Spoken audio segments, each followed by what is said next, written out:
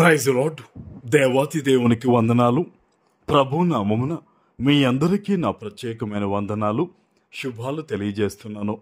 ఈ దినము కొరకు ఏర్పాటు చేయబడిన దేవుని వాగ్దానము ద్వితీయోపదేశకాండము 4వ అధ్యాయము 31వ వచనము.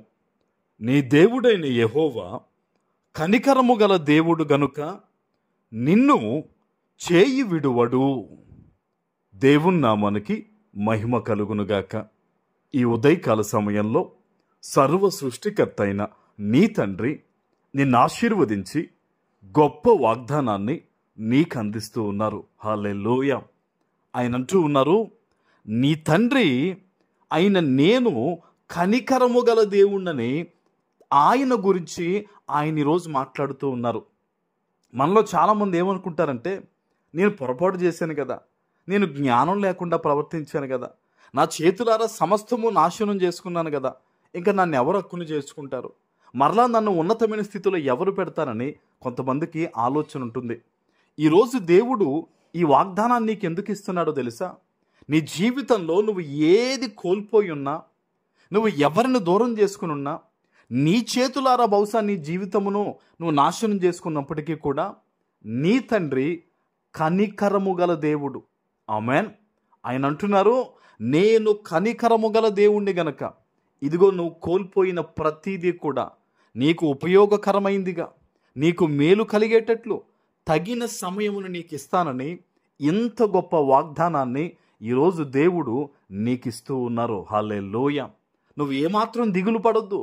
ఈ లోకములో నిన్ను ఎవరు పట్టించుకున్నా పట్టించుకోకపోయినా, నీ బాగోగులు ఎవరు చూసినా చూడకపోయినా, నీ కన్నీరు ఎవరు తుడిచినా తుడవకపోయినా, నీ మీద జాలిపడు దేవుడు, నీ మీద కనికరపడే దేవుడు యేసయ్య ఉన్నాడని ఈ ఉదయము నువ్వు జ్ఞాపకం తెచ్చుకుని ధైర్యము తెచ్చుకోవాలనేది దేవుని ఆలోచన ఉంది. హల్లెలూయా.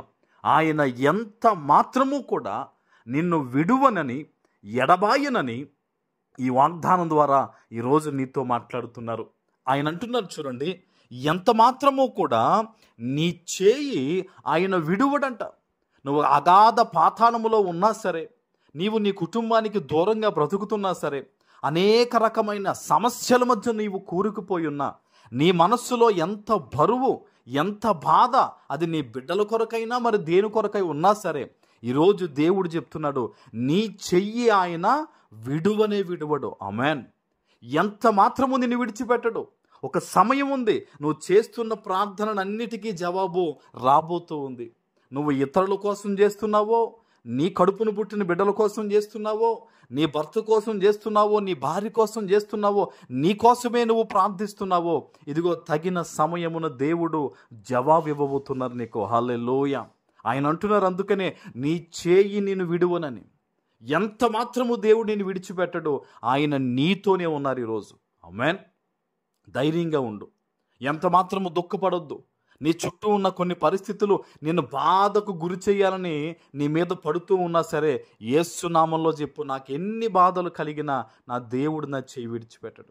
నాకెంత శ్రమ వచ్చినా నా దేవుడు నా చేయి విడిచిపెట్టడని ఈరోజు ఈ వాగ్దానాన్ని బట్టి నువ్వు బలం పొందుకోవాలి. నీ తండ్రి నీతో ఉన్నాడు, నిన్ను బలపరుస్తూ ఉన్నాడు, నిన్ను ఆదరిస్తూ ఉన్నాడు, నీ మీద కనికరము చూపిస్తూ ఉన్నాడు ఆయన. కాబట్టి ధైర్యముగా ఉండు.